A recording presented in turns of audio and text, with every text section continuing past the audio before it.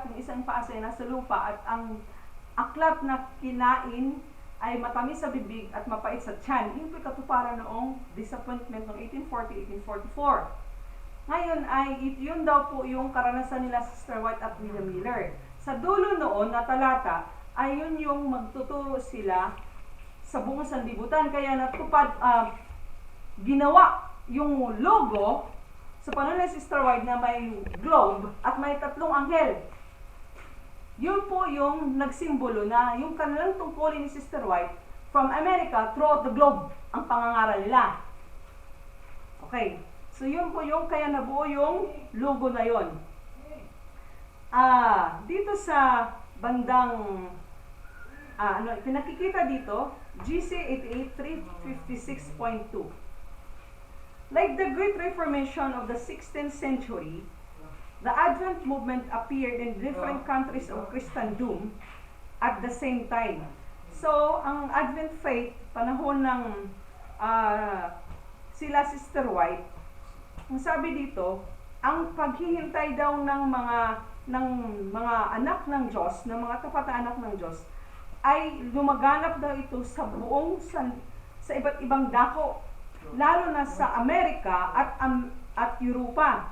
Ang Europa po kasi ay hindi lang isang bansa, kundi maraming bansa, malalaking bansa, malalawak na bansa, at ang Europa po kasi ay kasama dyan ang Middle East, kasama dyan ang Pransya, England, Great Britain, Russia, maraming bansa po dyan na composed, actually malalaking at makapangyarihang bansa na nandoon sa Europa. Yun daw po ay katuparan ng panahon nila Sister White. In both Europe and America, men of faith and prayer will lead to the study of the prophecies. Ang mga anak daw ng Diyos na nasa Europa, mga bansang Europa at nasa Amerika, ang mga tapat na mga naghihintay sa pagbabalik ng Panginoon, sila daw ay matapat na nanalangin at nag-aaral ng propesya sa panahon ni Sister White. And tracing down the inspired record, they saw convincing evidence that the end of all things was at hand. So yung mga mananampalatayang Kristiyano sa panahon nila Sister White, both Europe and America, talagang nag-aaral sila ng prophecy. Okay? In different lands, there were isolated bodies of Christians. Dito ko makita ang punto dito. Sa bawat lahi o bawat lugar, mga bansa, ay mayroon daw mga grupo-grupo ng mga Kristiyano na sila hindi kilala, who solely by the study of the scriptures, mga masugid na nag-aaral ng salita ng Diyos, parang tayo, Ate Eunice, hindi mo tayo kilala. Pero tayo ay nagsusuri ng salita ng Diyos. No?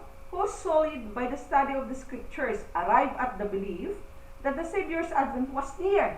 So, yung hindi galing ito kay William Miller, yung mga isolated places sa iba't ibang dako ng sanlibutan, mayroong nag-aaral ng mga Kristiyano na darating ang Panginoon, hindi dahil sa mensahe ni William Miller. Yes.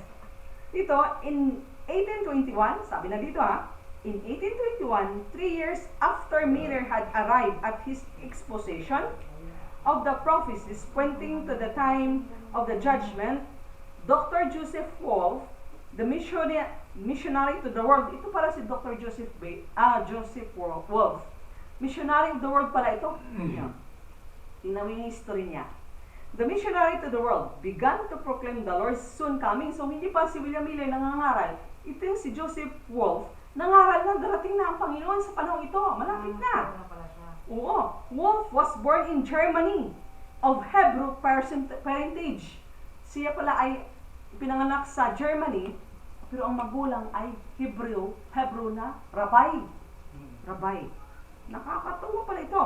Marami kasing nakatakbong mga Hudyo sa German. Yes, at yung 1945, yun na yung pinatay sila ni Hitler. Na ilang milyon na sinulog ni Hitler. Ito, 1800s pa.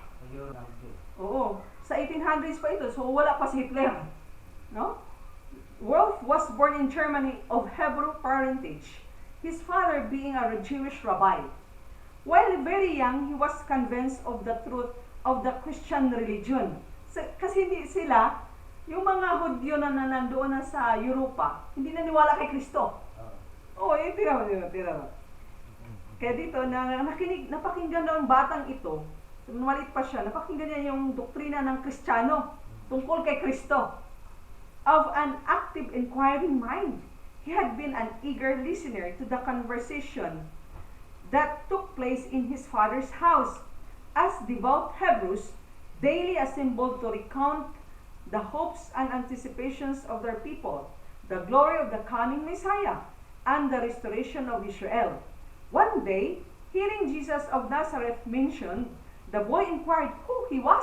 Hindi alam ng anak ng Hudyo, si Wolf, na sino ba yung Kristo? Ay, ibig sabihin na hindi talaga alam ng mga Hudyo na nagkalat after nung dinala sila ni Titus sa Europa.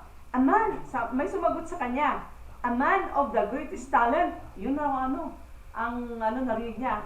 Si Kristo daw, a man of greatest talent, was the answer. But because he pretended to be the Messiah, ito daw kasi si Kristo nagkunwaring Mesiyas. The Jewish tribunal sentenced him to death. Yun daw ang reason. Kunwari kasi siya ang Messiah, kaya pinatay ng mga Hudyo. Yan.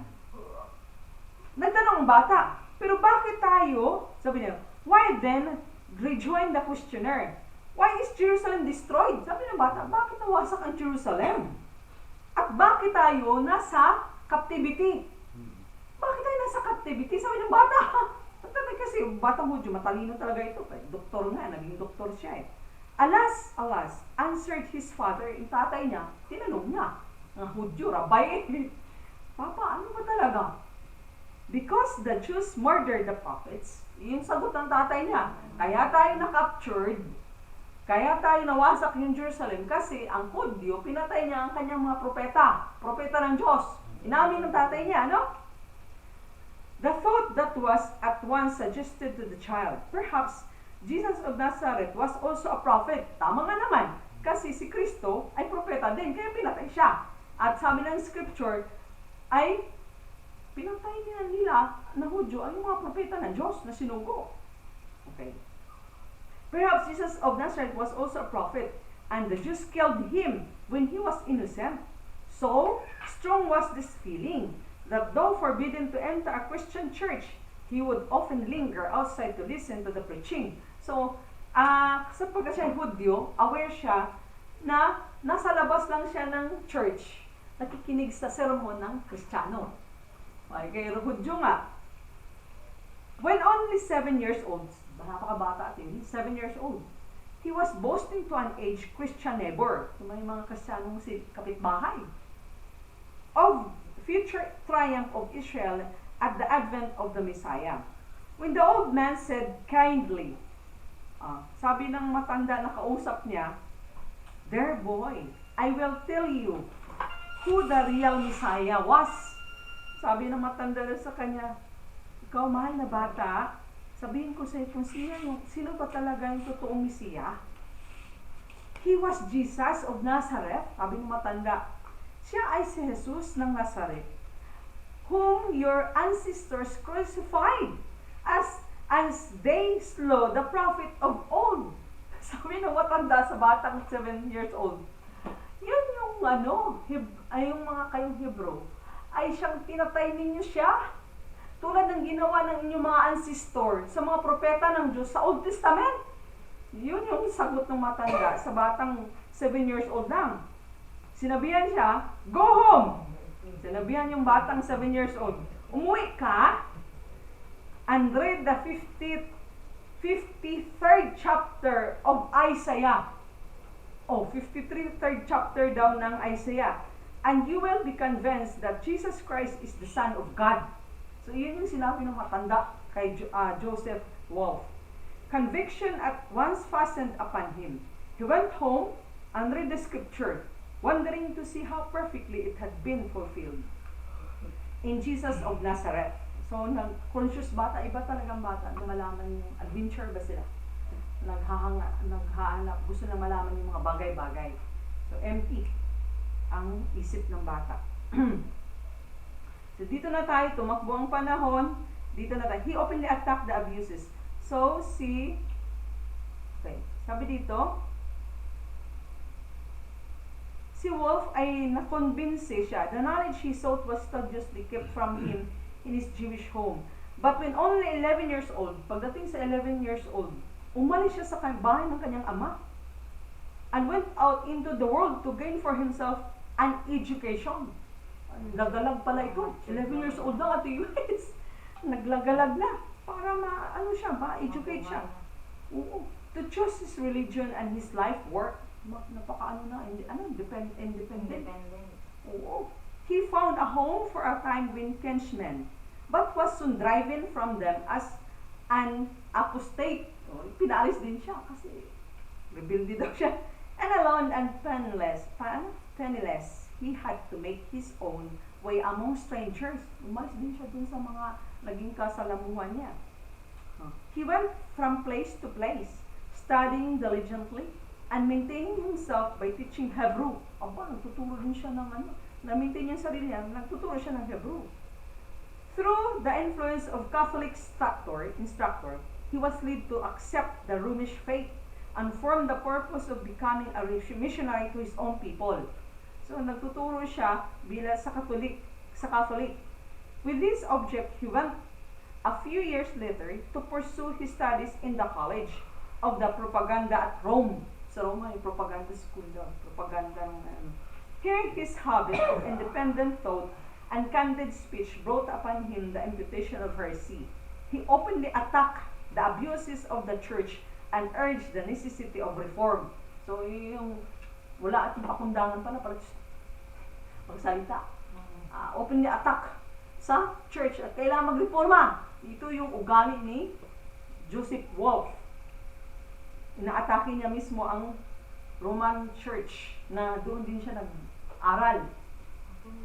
Though at first treated with special favor by the papal dignitaries, he was after a time removed from Rome. So dahil sa kanyang pagkatao na walang taong nag-impluensya sa kanya, talagang mayroon siyang reformer siya, ay yun, hindi siya nagustuhan ng papal ay pinaalis siya. Pinaalis siya as a teacher. Matalino talaga Under the surveillance of the church, he went from place to place until it became evident that he could never be brought to submit to the bondage of Romanism. Pinalis na siya, hindi na kaya ng Roma yung kanyang tinuturo. He was declared to be incorrigible and was left at liberty to go where he pleased. He now made his way to England. So napadpad siya sa England and professing the Protestant faith united with the English church. After 2 years study the set up in 1821 upon his mission. While Wolf accepted the great truth of Christ's first advent as a man of sorrows and acquainted with grief, he saw that the prophecies bring to view with equal clearness his second advent with power and glory. So na-convince na si Wolf ng Christian faith. So mga Protestant faith na ito, tinanggap niya.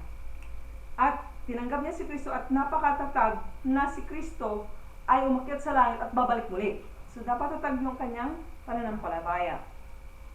So, dito tayo sa unahan para matukat the story short, napakahaba pa nito, kung paano si Wolf ginagabayan ng Diyos sa kanyang paggawa. Okay? Dito. Concerning the popular system of misinterpreting the scriptures, Wolf wrote the greater part of the Christian church have swerved from the plain sense of scriptures and have turned to the pantomizing system of the Buddhists. They believe that the future happiness of mankind will consist. So nakita ni Wolf, ito daw ang Kristiyanong pananampalataya, parang Catholic, pagan, parang Buddhist, na kapag ang mahal mo sa buhay mamatay, kung saan napunta. Kung saan napunta. So, si Wolf ay hindi niya gusto yung doktrina yun. In-expose niya yung ganong doktrina ng Kristiyano. They believe that the future happiness of mankind will consist in moving about in the air and suppose that when they are reading Jews, they must understand Gentiles. And when they read Jerusalem, they must understand the church. And if it is sky. And for the coming of the Lord, they must understand the progress of the missionary societies. And going up to the mountain of the Lord's house signifies grand class meeting of Methodists. So, punta siya mga iba-ibang churches ng Kristiyano. During the 24 years 24 years from 1821 to 1845 na. So, naano na niya si William Miller. Wolfe traveled extensively in Africa. Kaya siya pala tinawag siya ng missionary of the world. Okay? Hindi isang religion ang kanyang from Jewish faith, then sa iba-ibang religion, from Catholic, Christian, Protestant. Wolfe traveled extensively in Africa, visiting Egypt and Abyssinia, in Asia, traversing Palestine, Syria, Persia, Bukhara, and India. Hindi ito namating ni Sister White. Hindi pati si Wolfe. No? Pero grabe ang kanyang karanasan. Tuloy natin. He also visited the United States on the Journey Theater, preaching on the island of St. Helena. Di ba sa St. Helena, doon isa sa outpost ni Sister White, nandoon? He arrived in New York in August 1837. And after speaking in that city, he preached in Philadelphia and Baltimore and finally proceeded to Washington. Bigatin to si Wolfe, Ate Eunice. Hindi bastang tao, pero siya mahirap. No? Here he says on a motion brought forward by the ex-president John Quincy Adams in one of the House of Congress. Apa, naging speaker pa ito. Nagmensahe pa sa Kongreso, sa Presidente, at sa Senate. Napakabigat pala ng tungkulin ni Joseph Wolfe. The House unanimously granted me the use of the Congress Hall for a lecture which I delivered on a Saturday, honored with the presence of all members of Congress and also of the Bishop of Virginia. Matindi pa lang tungkulin ni Wolfe. And the clergy and citizens of Washington. So, napunta si Wolfe din sa Washington. The same honor, wala kasi si William Miller, 1837 pa lang to. The same honor was granted to me by the members of the government of New Jersey and Pennsylvania, in whose presence I delivered lectures on my researches in Asia and also on the personal reign of Jesus Christ. Dr. Wolfe traveled in the most barbarous countries. Barbarous countries are Brother Arne. So, Europe, no? Tapang na. Oo, mga barbaro, mga warrior. Without the protection of any European authority, enduring many hardships, and surrounded with countless perils. He was bastinadoed. Bastinadoed. Diba? And starved. Nagutuman din siya sa kanyang paglakbay. Sold as a slave. Naging slave din siya sa bansang Europa na kanyang pinaglakbayan. And 3 times condemned to death. Muntik na siya mapatay. 3 beses. He was beset by robbers. Sometimes nearly perished from thirst. Sometimes, sinaktan ng mga robbers. Once he was stripped of all that he possessed and left to travel hundreds of miles on foot through the mountains. Dahil pa sila Martin Luther. Ito lakbay Ate Eunice sa European country by foot, sa kabundukan. Grabe. Through the mountains, the snow beating in his face, and his naked feet benumbed by the contact with the frozen ground. Grabe ng mga mga mananampalatayang matapat sa Diyos. When warned against going unarmed among savage and hostile tribes, nag-encounter pa na niya itong mga tribo na kanyang nilalakbayan ng mga bansa sa kabundukan. Provided with arms, prayer zeal. Ang tanging lang niya daw ang manalangin. Yun ang kanyang pananggalang. Prayer zeal for Christ. And confidence in His help.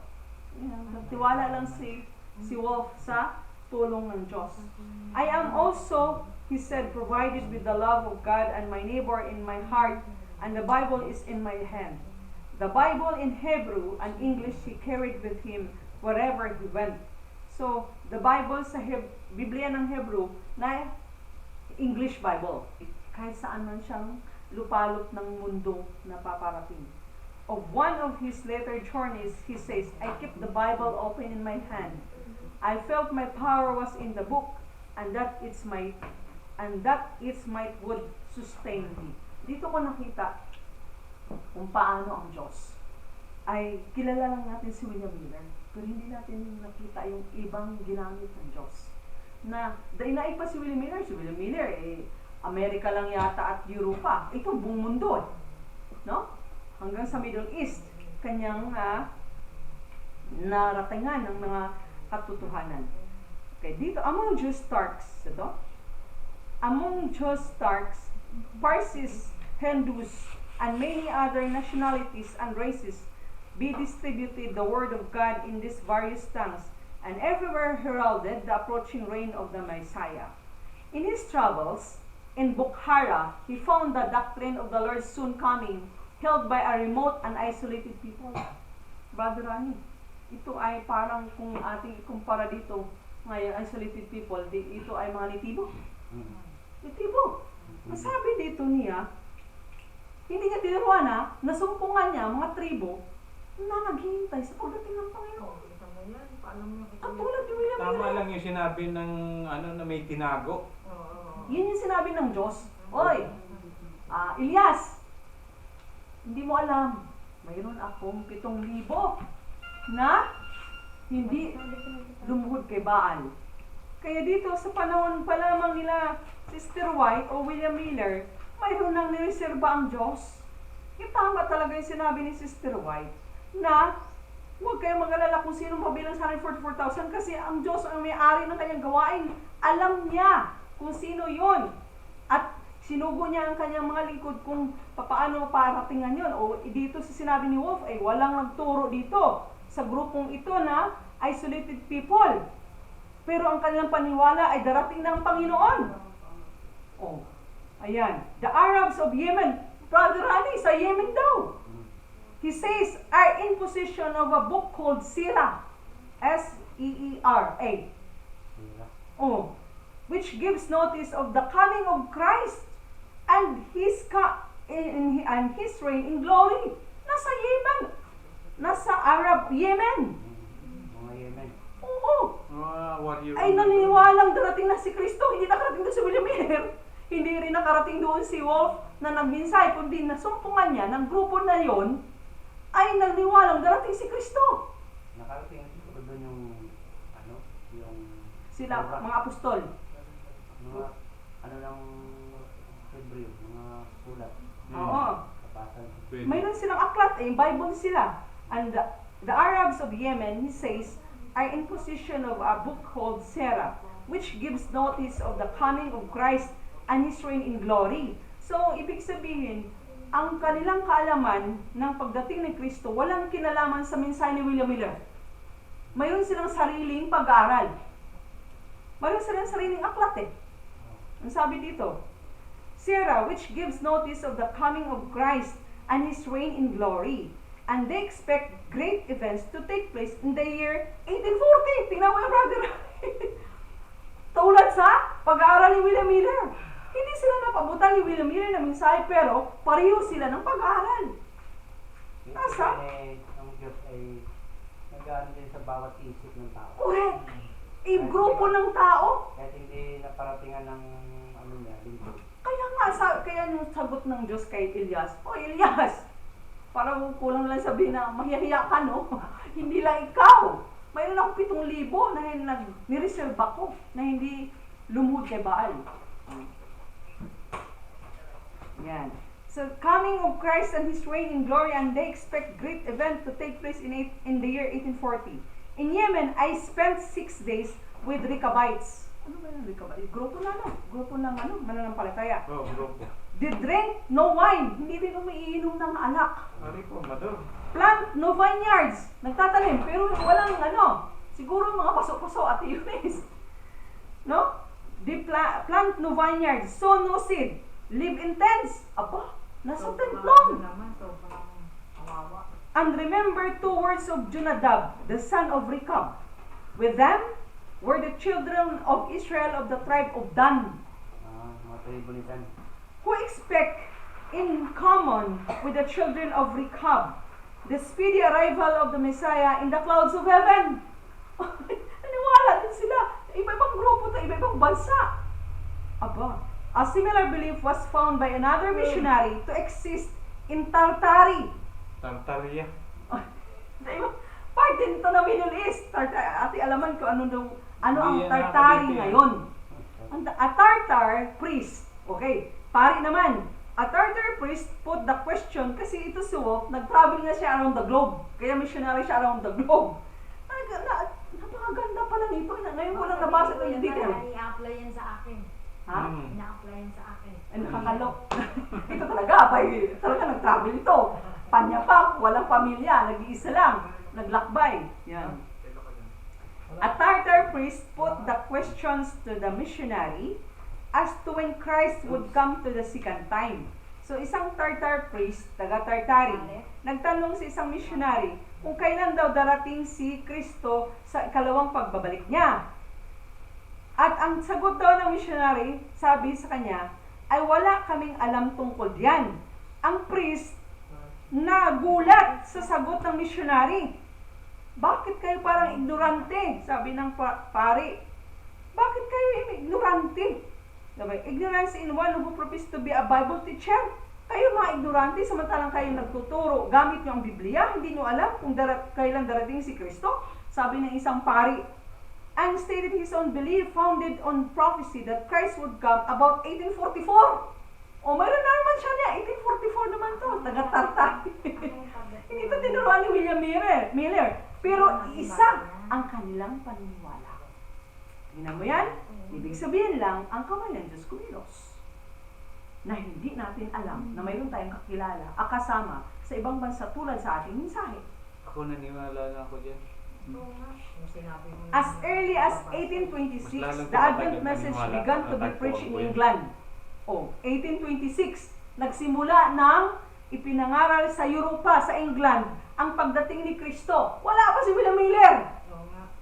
1840 lang si William Miller Ay dito, as early as 1826, the Advent message began to be preached in England. The movement here did not take so definite a form as in America. Pero ang kilusan daw sa England ay hindi daw katulad sa Amerika na definite time. Okay? Kaya mayroon silang pag-aaral na darating na talaga ang Panginoon. The exact time of the Advent was not so general thought, but the great truth of Christ soon coming in power and glory was extensively proclaimed.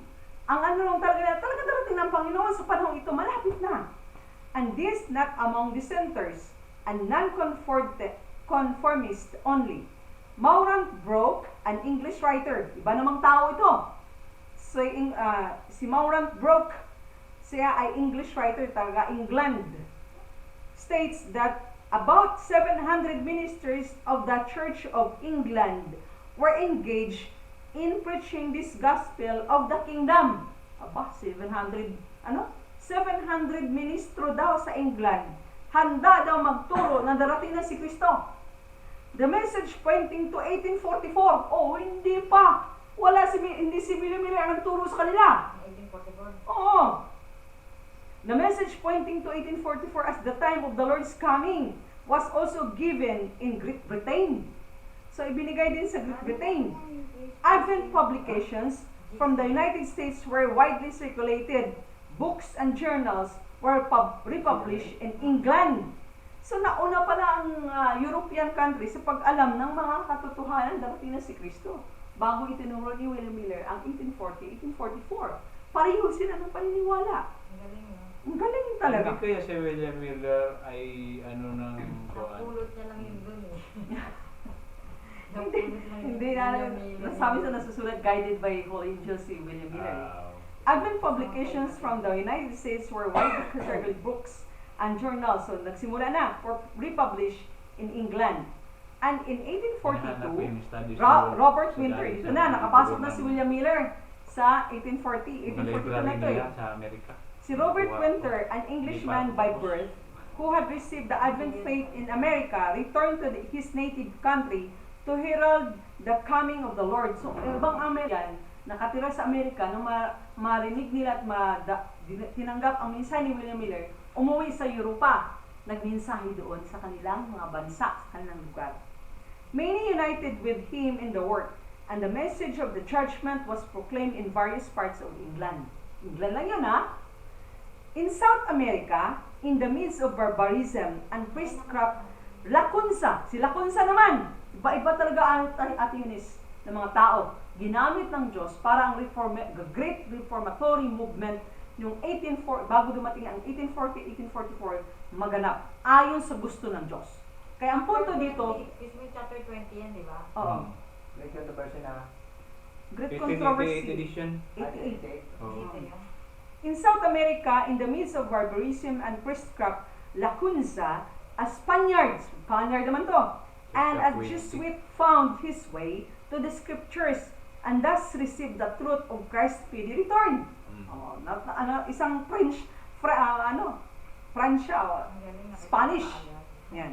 Impelled to give the warning, yet desiring to escape the censures of Rome, he published his views under the assumed name of Rabbi Ben Israel.